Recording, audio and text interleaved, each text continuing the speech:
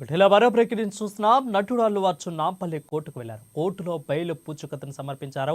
ఇక సంధ్య థియేటర్ వద్ద తొక్కిసలాట కేసులో అల్లు అర్జున్కు నాంపల్లి కోర్టు షరతులతో కూడిన బెయిల్ను మంజూరు చేసింది. ఇందులో భాగంగానే 50,000 చొప్పున 2 పూచుకతులు సమర్పించాలని ఆదేశించింది. ఇక సాక్షులను ప్రభావితం చేయవద్దని, కేసును ప్రభావితం చేయకుండా వ్యాఖ్యలు చేయవద్దని స్పష్టం చేసింది కోర్టు.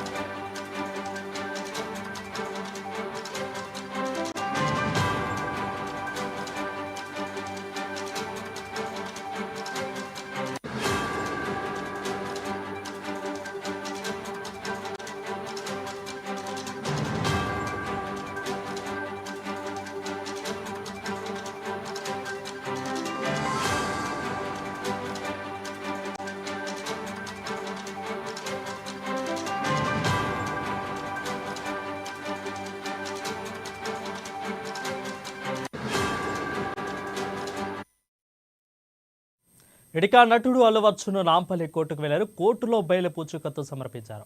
సంధ్య థియేటర్ వద్ద తొక్కిసలాట కేసులో అల్లు అర్జున్కు నాంపల్లి కోర్టు షరతులతో కూడిన బెయిల్ మంజూరు చేసింది. ఇక ఇందులో భాగంగానే 50,000 రూపాయల చొప్పున 2 పూచుకత్తులను సమర్పించాలని ఆదేశించింది.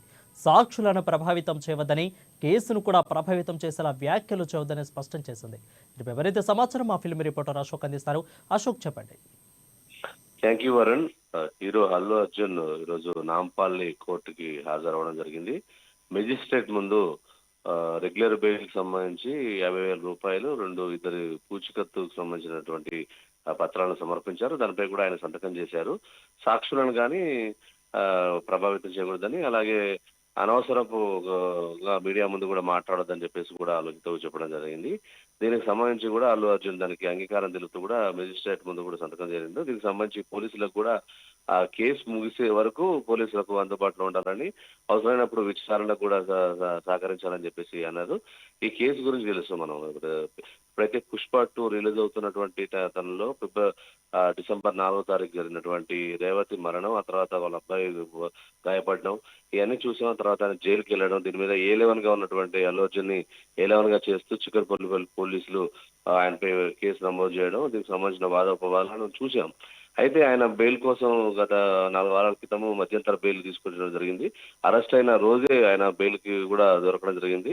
అయితే ఆ మధ్యంతర బెయిల్ ను సవాల్ చేస్తూ ఈ రోజు కోర్టు హియరింగ్ వస్తే నిన్న ఆయనకు బెయిల్ మంజూరు చేస్తూ ఆయన కొన్ని చెప్పడం జరిగింది. దీనికి సంబంధించినటువంటి ఆ యొక్క కేసు విషయంలో తనకు ఎటువంటి ఇబ్బంది లేదు, A11 గా ఉన్న వ్యక్తిని అది అనుకోకుండా జరిగిన పొరపాటుగా కూడా భావించి మమ్మల్ని చేయాలని, షూటింగ్స్ ఆ తరహాకు సంబంధించినటువంటి అనేక వ్యాపారాలు కూడా దీనిలో ఉంది, దీనివల్ల మాకు ఇబ్బంది నష్టం వాటిల్లేమని ఉంది, మీకు సహకరిస్తాను అని చెప్పేసి ఆయన రాతపూర్వకంగా మెజిస్ట్రేట్ ముందు చెప్పడంతో వాళ్ళు బెయిల్ ఇవ్వడం జరిగింది. దీనికి సంబంధించి కూడా ఈరోజు దాని మద్దతుగా 50,000 రూపాయలు పూచికి సంబంధించిన పత్రాలు సమర్పిస్తూ మేజిస్ట్రేట్ ముందు సంతకం చేయడం జరిగింది.